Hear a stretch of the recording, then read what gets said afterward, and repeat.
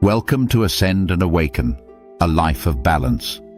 Some movies entertain us, some inspire us, and some quietly follow us through life, resurfacing again and again at moments when we need to hear something true.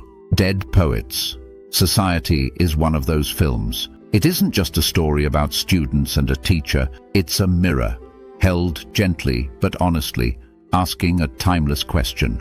Are you living your life, or someone else's expectations of it? Today, I want to talk about Dead Poets Society not as a film review, but as a nudge, a quiet invitation to be real, to listen inwardly, and to take your life seriously.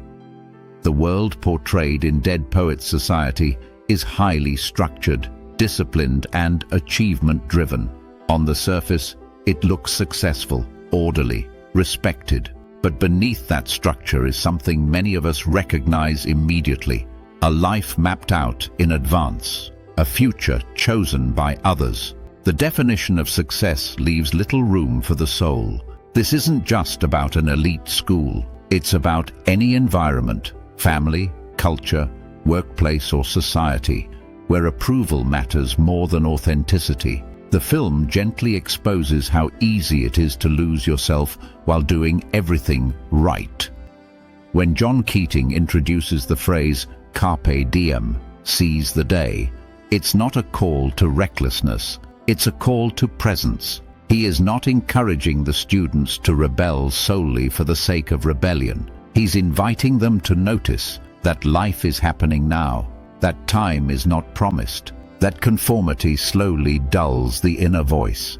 The message isn't, do whatever you want. The message is, don't sleepwalk through your life. For many viewers, this is the moment something stirs, because deep down, we know when we're living half alive.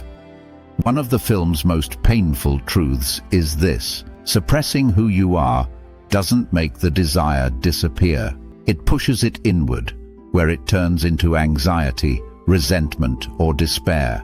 When creativity, curiosity, and truth are silenced, the soul doesn't simply adapt, it suffers. Dead Poets Society shows us how dangerous it can be when feelings are dismissed, passion is labeled impractical, obedience is valued over understanding, success is defined narrowly. The tragedy in the film isn't caused by poetry, it's caused by disconnection.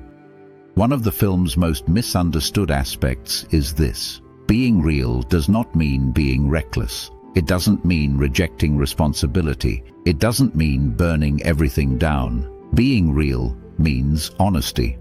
First with yourself. It means asking, what actually matters to me? Where am I compromising my truth? What part of me have I learned to silence? Who am I when no one is watching? The film reminds us that authenticity doesn't have to be loud. Sometimes it's simply quiet courage.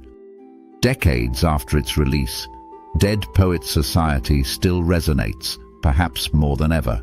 We live in a world of constant comparison, curated identities, pressure to perform, fear of stepping off the expected path. Many people appear successful on the outside while feeling empty on the inside. This story reminds us that approval is not fulfillment. Achievement is not meaning. Fitting in is not the same as belonging. The film gently asks what we might lose if we never pause to listen inwardly. John Keating isn't a savior figure. He doesn't tell the students who to become. He doesn't hand them answers. Instead, he does something far more powerful. He points them back to themselves. True teachers don't impose direction. They awaken awareness. In that sense, Keating represents any influence, a mentor, a book, a moment that helps us remember our voice. The real work is always ours. This is where the film gently turns the camera toward us. You don't have to be young to feel its message. At any stage of life, the question remains: where have I gone numb? Where have I chosen safety over truth? Where have I delayed being fully alive? Sometimes the nudge isn't to change everything. Sometimes it's simply to stop pretending you don't feel what you feel. Being real often begins quietly, with awareness. One of the film's deepest invitations is this: take your inner life seriously, your longings, your curiosity, your values, your sense of meaning, not in a dramatic way, but in an honest way. Being real doesn't guarantee approval, but it does offer integrity, and integrity brings a kind of peace that conformity never can. Dead poets. Society doesn't demand anything from us. It doesn't shout. It simply nudges. It whispers, pay attention. Don't wait forever. Your life is yours. Be awake while you're here. Thank you for spending this time reflecting with me. If this video resonated, I invite you to subscribe to Ascend and Awaken for more spiritual reflections, soulful insights, and meaningful conversations.